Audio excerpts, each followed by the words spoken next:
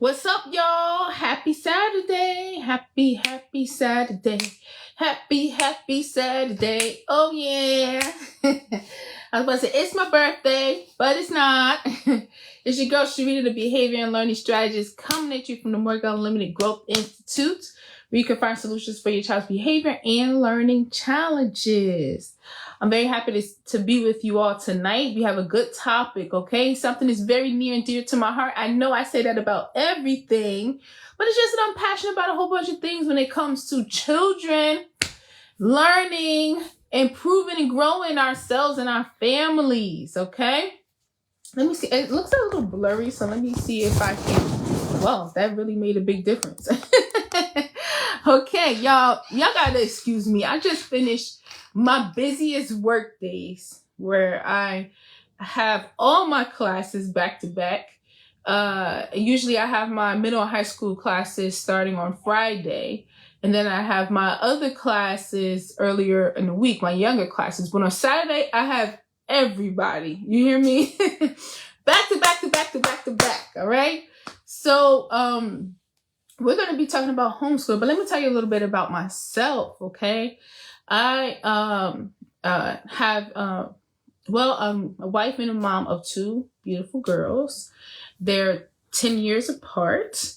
Okay. I've been, teaching my children from home, whether they've been going to school or not. I've always homeschooled my children. And they both knew how to read, write, and do math before they enter preschool. Okay. So currently my youngest daughter, Maya, who's 6 years old, she's reading on a 4th grade level. She's very advanced.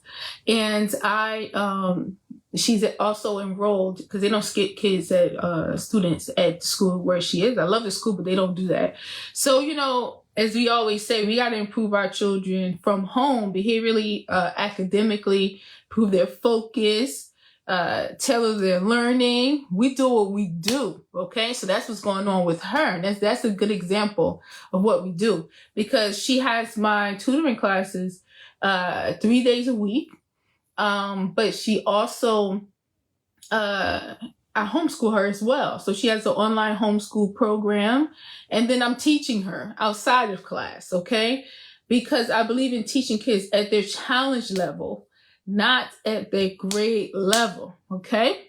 So, I also have a background as a mental health specialist and special education teacher. When I was a mental health specialist, I improved children's behavior and, focus, social skills. But I noticed that a lot of the kids that we work with couldn't read, couldn't write, couldn't spell, couldn't do their homework independently, acted out big time when it was time for them to do work. And I saw it was a link between their behavior, their acting out behavior, and their inability to do their work and function in the classroom. Hey, Hannah, how are you, girl?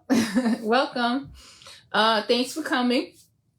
So I decided when I was a mental health specialist, I wanted to go into teaching, and I decided to help kids improve their behavior and learning at the same time. And that's exactly what I did. My first classroom, I was a permanent substitute teacher for the year. It was a behavior, disabled special education classroom. And, there's a lot of behaviors. The kids weren't learning. They weren't working. They were just fighting and throwing chairs and running out of the room and cursing and being disrespectful. And I went in there and I created a behavior modification system in that classroom, and along with teaching and learning. So I taught them both. And then they grew to not only improve their behavior, but they also improved their reading and their work ethic in the classroom, their performance, and also their grades.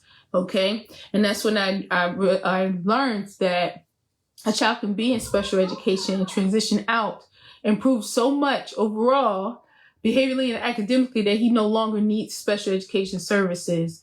He no longer needed an IEP. And I saw that happen twice while I was teaching. So that's what I do now as well. All right. So let's get into the topic for tonight. Oh, the last thing. Now I tutor and coach kids from home. I work from home, and I tutor and coach kids to improve their behavior and learning. Now let's get into the topic. All right. So we'll talk about the main thing, the main parts of homeschooling. Okay. Now I know when we think about homeschooling our kids, I hear two schools of thought. One is you find an online program that does it for you, and that's accredited, that can teach your child. It's be like they in the classroom, but it's virtually, right? And that's their school. And then there's other moms who want to do the teaching themselves or try to do the teaching themselves. Okay. So I want to talk about what I think the main things we should make sure we include when we are teaching our children from home. If we're doing it ourselves, or even if they are doing an online program, okay, it's going to be very beneficial. And I also believe that all of our children should be homeschooled. Let me finish. For those of you moms that's about to get on me, no, I believe all of our children should be homeschooled, whether they go to public school or not, because I believe that our children need two schools. They need two teachers.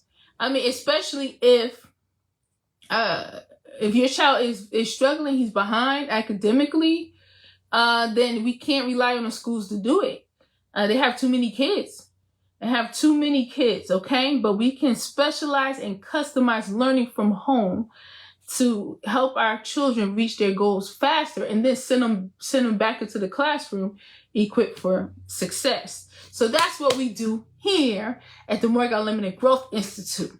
Now, what's the first thing that I would think about, or that I thought about when I was teaching my oldest daughter from home? I started before she started preschool. Was the classroom environment. My daughter's classroom environment was my dining room. I turned my whole entire dining room into her little classroom. I mean, stuff on the wall, everything was handmade, and everything was, this was a long time ago, back in 1684. No, I'm kidding. But everything was handmade. I didn't order posters. I didn't do anything like that. And if you're doing that, that's fine. I'm just telling you my experience.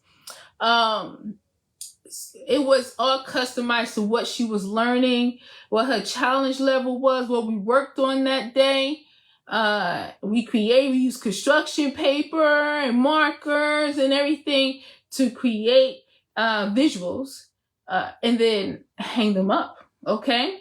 And I'm a firm believer of when you create a learning environment, for us to hang up materials that children took part in creating, and also it's customized to whatever they are learning. Whatever challenge they overcame, whatever new word they learned, whatever math problem they were working on, they need to practice.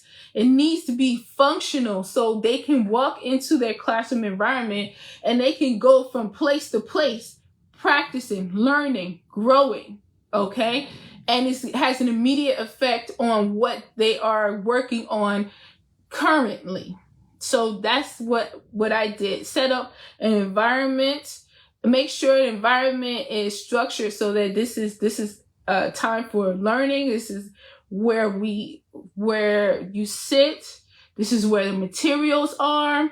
You want to have your child, instead of you getting everything set up every single day, you want your child be into a routine where it's time for them to learn. They know where to get what they need, how to clean up after they're done. You know what I mean? How to set everything up and then clean up after they're done.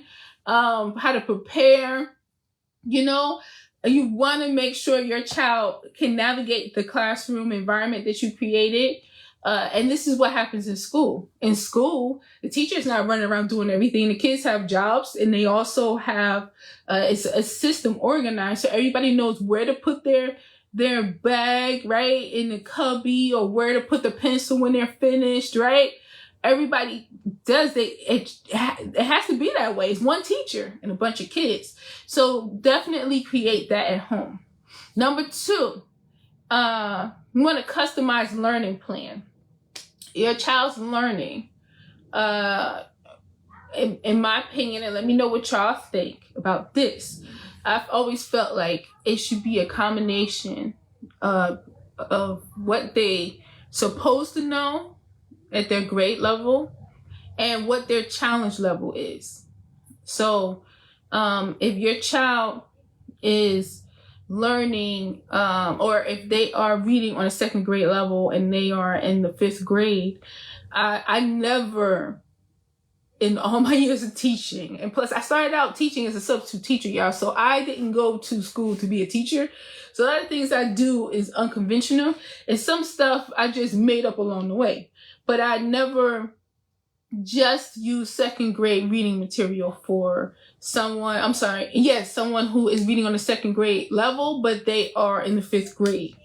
We say, well, this is their level that they're functioning, but what we want to focus on is helping them be able to make sure they master their sight words, make sure they can start to read and write simple sentences, make sure they learn how to decode multisyllabic words, right? Spell multisyllabic words. We want to put those basics in there so that they can start to read at a higher level. Okay, we're going to teach them these strategies and techniques. Then they can read at a higher level. We want them to be stretching all the time. This is where I'm comfortable. This is where my ability is. It's on second grade level. Well, we're not going to hang out on second grade level because that's where you are okay. We can do some second grade level work and reading, but we want to stretch so that you can pull yourself up and then be able to do as much as you can on this level. And this is how I teach my students. And this is why they learn how to read so fast, so quickly. And then, especially for my younger ones, they read way above grade level because they learn these decoding strategies from a young age. And once you put all the basics together and then learn that, I mean, they start to read things that you would never expect them to read on their grade level. So customize it according to your child's challenge level and where they're supposed to be, okay? And make sure your child is being stimulated and challenged all the time. Now, I know you're probably like, some people might disagree with me and feel like we shouldn't challenge them. That might be overwhelming. Well, we need to help our children, teach them how to deal with challenges, how to deal with if they are coming across a word they don't know when they want to run, you know what I mean? How to embrace that challenge, but we have to equip them with a strategy to get through it. So we're not going to teach them from over here and like whatever they are comfortable with, we just roll with that. We want to teach them how to get past that uncomfortable point so they can reach success, okay? So that's customizing the learning plan. Now that's a good segue to go into a behavior plan, okay? We want to customize a behavior plan for our children. And some children in my tutor and coaching program come to me and they have serious behavior issues. Some children don't really have serious behavior issues, but they have little behaviors that they use to get out of doing their work, you know what I mean? Or to get, they might not be disruptive and tearing up the classroom and yelling and fighting, but they might be more sneaky, or they might be a little more slick, or they might be doing this, certain behavior so that they can stall getting to work. Like, we have to have something set up for all those things. Whatever your child is doing that is getting in the way of their progress or slowing their progress down, and they're like, I don't want to write, so this is what I'm going to do. I don't like reading, so this is what I'm going to do instead, so that I can push it away. That needs to be addressed.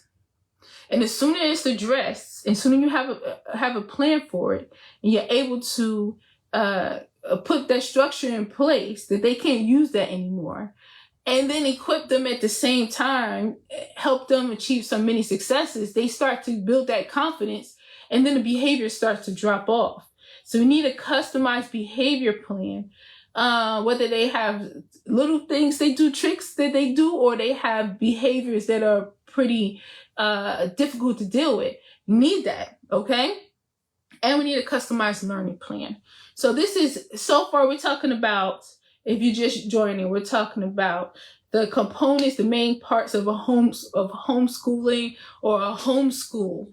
You're doing it at home. And then your girl Sharita is saying that all of our children should be homeschooled, whether they're in public school or not, right? We all should be teaching our children from home. Learning does not stop at the school. And when they come home and they're learning with us, we can catch things that the teacher might not catch because she's got a bunch of other kids in the classroom. Okay. All right. Next, one of my favorite things, assessments. Constantly be assessing your child. Don't feel like it's too much, right? And I want to tell you why. This assessment itself is not the problem. The problem is if we test our children, they get the answer wrong, or they get a low score, and then that's it. A lot of kids have test anxiety. Kids don't like to feel like a failure. You understand what I'm saying? They don't like that. So we have to have it set up to where they feel comfortable with taking a test and they're excited to see their score. And the way we do it here is we focus on getting to 100, right? So we do the assessment quiz, right? And then they get to see their score. And then we find out what happened, okay? What do I need to improve? When I was taking, what mistakes did I make? You know what I mean? What did I do right? You know? And then I coach them on that, and then they go in there again, take it again. And their job is to get a higher score this time than they did last time. Okay? And then we keep doing it that way, okay? Until you get to 100. But the bottom line is that a child being able to see their score, see their mistakes, be able to do something about it, be able to grow and do better next time, you will, and keep going and seeing their progress and studying and learning and being able to do it, you will see that test anxiety just melt away, okay? Now, an assessment is a good way to just say, this is what my current understanding of this material is right here, okay? And then now when you take it again, this is where I've grown. This is the progress I've made. Now I have a deeper understanding. It's all about where your child is, what they understand. It's also about how they learn, how they interpret the question, what mistake did they make? You know what I mean? Where are they going wrong? That kind of stuff. So I'll give you an example on the quiz that I was giving my first graders. They're ordering 3-digit and 4-digit numbers from least to greatest. Okay. And you probably feel like that's a lot for a first grader, but I've been working with them for a while. They do this. Okay. So I noticed when they took the quiz, I had one student that got a 90, and then I had the students that got complete zeros. So they know that we're going to go in there and find out what happened, right? And I saw, as I reviewed and practiced with them, that they understood how to order it from least to greatest, but in the quiz, when they typed the answer, they typed it and mixed the numbers up, okay? So 367 was typed as 376. You understand? Then I showed them that, and they're like, oh, so now we're going to practice typing numbers in. Okay? So and that's what I mean. And then when they did it that way, they got a higher score. Like my daughter is one of the students, and then she's like, oh, I got a 70. She was so excited because she did better last time because now she has a deeper understanding. So this is what I mean by, and that's what kid want to take another test? Well, they do, because they know that they're about to retake it. They're about to do better. They're going to be proud of themselves, and they're constantly growing and being self-aware of, aware of themselves, right? All right. So assess all the time. Like, assess all the time. And if your child gets used to taking quizzes, and being aware of how they did, they're going to become very determined. They're going to pay attention to the questions. They're going to take their time on the questions instead of just clicking anything. And then that will make them overall better test takers in school. Okay? All right. Mom coaching. What does that mean, moms? That means when you do these assessments or you do these lessons, whatever you see, you make a note that you're going to work with your child on this. You're going to coach them on this in this area, okay? And then you send them back to work on it independently, okay? So, like, I'll give you the example again with the quiz today. With my students, I work with them on not only ordering from least to greatest to see if they were able to do it, write it down and read it to me, but then I had them practice typing it in the chat box because they have to type it on the quiz in Google Forms, okay? So from the way they answered the questions and how when they got them wrong, I was able to see exactly what the problem was, and I was able to tailor the coaching just to that.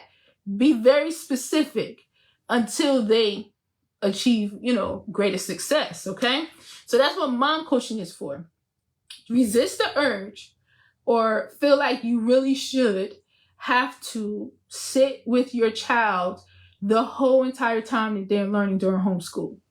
Make sure that they have independent time to work, to sit, to focus, to concentrate, to write, to spell, to figure things out, to create things, right? Make sure they have ample time to do that. You're there to guide their learning, but mostly you're there to see what they know already, how they think, and how they learn. And then you can formulate your lesson plans and the learning plan from that. By no means should you feel like you have to be there with them every second and doing things with them all the time, because when we step away, they grow in their thinking. They're one-on-one with themselves and they're able to think and grow, okay? So have them work by themselves and then do your coaching and tailor it to what you think they need, all right? And I just have to say, being a mom of my 16-year-old and then being a mom of my 6-year-old, I'm two different moms, okay? I did things a lot differently my first time as a mom. And of course, like, it was my first time, They always say there's no parenting handbook, right? And we just all figuring it out. Well, I'm still figuring it out. You know what I mean? Being a mother is a journey. It's a beautiful, amazing journey, and I'm blessed to be on it. But I also see my growth. So with my first child, I felt like a lot of you feel like if I walk away, it's not going to get done. She gets unfocused. I need to keep her on track. But I didn't realize that it was the total opposite. I needed to walk away so she could focus, so she can learn how to function independently when she's doing her work, and so she can keep herself on track. I didn't realize that. It took me a while. With my second daughter, that's what I taught her, to sit and work independently. So that's why she can sit and I could tell her, here's the quiz. I'm going to send you an email. She go on her email. She click the link. She open the quiz. She read everything on her own. She type the answers in. She could do all that on her own, because I learned by the time I was a mother the second time around that she needed to learn how to work independently. Okay?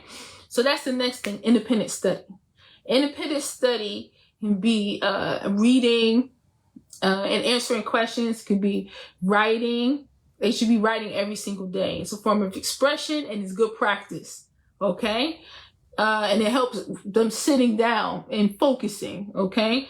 It could be a math. It could be, you can use YouTube videos, okay? And they can watch YouTube videos and then they can practice. They should be creating themselves. They should be doing projects. This is just my opinion. Let me know what you think. They should be figuring things out. Okay. And then they also, another way that my students grow a lot is they have to create their own math problems. So they have to read a story and come up with their own questions to ask someone else. Okay. So it'd be very engaging, you know. Homeschool also be taking trips to places and having them do a report on that, okay? Or it could be a science kit, you know, you order a science kit off of Amazon and then they doing scientific experiments in the house, you know what I mean? I have my daughter doing that as well. So the point being that homeschool is your home. You do whatever you want to do. You do whatever you want to do. And it should be a combination of what your child likes to learn and their personality, you know, and then also what you want them to learn. It should be a combination of that. Interest-led learning is very good, but also guidance from you is important. Okay. Standards and expectations. Please have standards and expectations. Have a standard an expectation when it comes to how your child begins the day, how when it's time to finish home the lessons for the day, how they're supposed to clean up, where they're supposed to put things, put it back, okay? Just sweeping up the floor when they're finished, okay? Making sure their device is charged, you know what I mean? Making sure they stay in their seat when it's time for them to work. If it's an activity, a lesson where they have to stay seated and concentrate, expect them to do that. Okay. When you know, if you want the snack to be at a certain time and then lunch to be at a certain time, instead of your child saying I'm hungry, getting up out the seat every 5 seconds trying to go get something to eat. Okay. Because if your child is like my child, she says I'm hungry like 1,000 times a day, even though she has plenty of food and is always eating, you know what I mean? But she's also very athletic. She's in karate. She does cartwheels. She likes to dance. She moves all the time. So I understand why she likes to eat. We all like to eat in this house, tell you the truth. But sometimes, you know, she's supposed to be doing something, but instead she's jumping up asking to get something to eat, or she wants to move around, or she doesn't do this anymore. But when she was younger, her goal was remain seated and wait my turn to speak, because she would be falling out of her chair and dropping her pencil and moving around. And then when she has to pick up her paper that she dropped, she got one hand on the floor, the foot up in the air. You know what I'm saying? And all this spinning around and then talking constantly throughout. When I tell y'all, she has improved so much with that, because she really would be talking the whole time through the class, okay? So that's how I customize her behavior plan, all right? So just have standards and expectations. It's your house. It's you're setting up the homeschool environment. You leave some room in there, definitely, for your child to express themselves and talk about what they would like to learn and be excited about what they want to learn. But also make sure you include that, especially if your child goes to public school, because in a public school classroom, there's a lot of structure. Everything's done at a certain time. They need to be in their seats at a certain time for a period of time. Okay. And they do need to function independently, because there are a lot of kids in the classroom and one teacher. There may be a paraprofessional or maybe two, but really it's not one-to-one. Okay. So try your best not to be one-to-one at home with your child for the whole time that you are doing homeschool. That's what the coaching time is for. Okay. And then you could do things together, have fun together. Like, you know, with my girls, love to like do puzzles together or draw together, you know what I mean? Or, well, that's the coaching, especially with Maya. Before she started getting it in class, I was going to get the whiteboard out. We were going to practice ordering numbers from least to greatest, 3-digit numbers from least to greatest. We were going to do that. you know, so we work our timetables together, we do all this, but she also does it by herself. Okay. All right. And the last one is parents' goals and child's goals. So again, this is what I ask moms all the time when I'm enrolling the students into my program. I always ask them, what are your biggest challenges and concerns? And what do you want your child to accomplish? So think about that yourself before you even set up the homeschool. Okay. And I also will encourage you again to do this. Even if your child goes to public school, make sure your house is a house of learning. Okay? Has a learning environment. All right? So decide before you even take a step to do any of this, decide what you want your child to accomplish. What are your concerns right now? What are the biggest challenges you and your child are facing when it comes to their education? Okay? Is your child's behavior getting in the way of their success? So before you start anything, just ask yourself those questions. And then begin writing. And write down where your challenges, what you want them to overcome, and then write down what you would like them to accomplish. And don't sell yourself or them short. Okay? Dream big.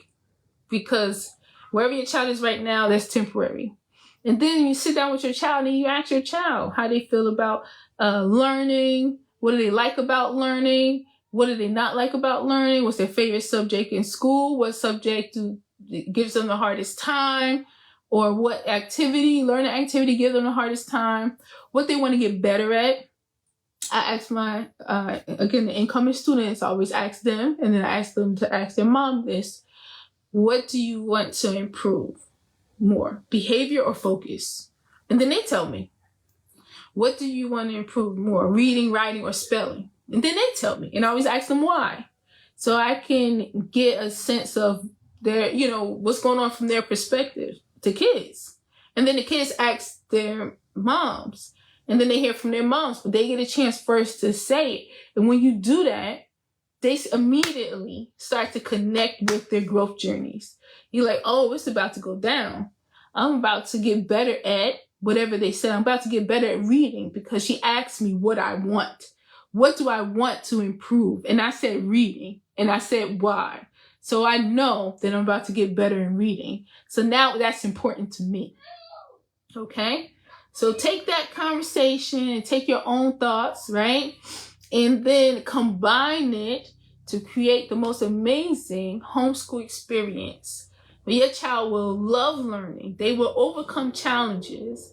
They will improve their behavior, improve their focus, and it will show up in the classroom. And your child will go to school like a leader and a champion.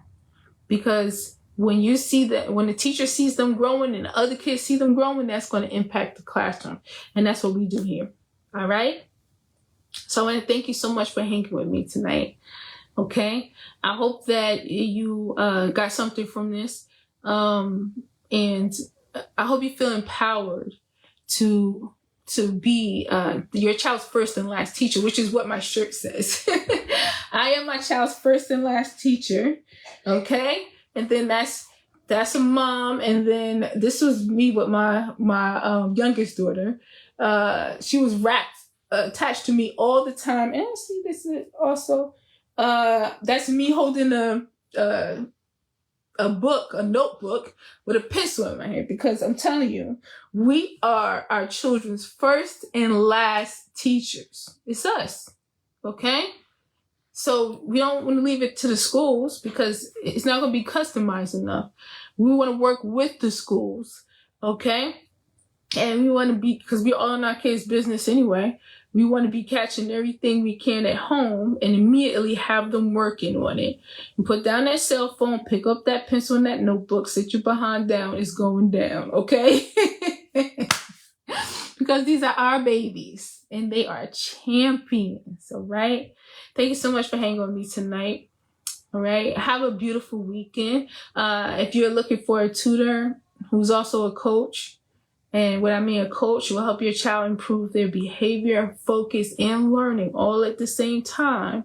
holler at your girl, send me a message, okay? Or visit growthinstitute.mykajabi.com. As a matter of fact, do both. Send me a message and visit growthinstitute.mykajabi.com, okay? That's GROWTH. I'm going to put the link in the comment section in the description so that you could just click on it, okay? So, and then we can meet and I can give you a free consultation where we will do an assessment for your child. We will talk about your goals, what you want to accomplish. We'll identify areas for growth, okay? I don't say problem areas, I say areas for growth because that's what we focus on here, all right? And then we create a customized action plan for success. It will be updated every single month. And we will be talking anyway before then and between then because me and my mom's in my program are like BFFs, okay? All right? We're like this because we are coming together to create a beautiful growth journey for their children. All right? All right? Believe in yourself. Believe in your child, honey. Always remember that growth is unlimited. Peace.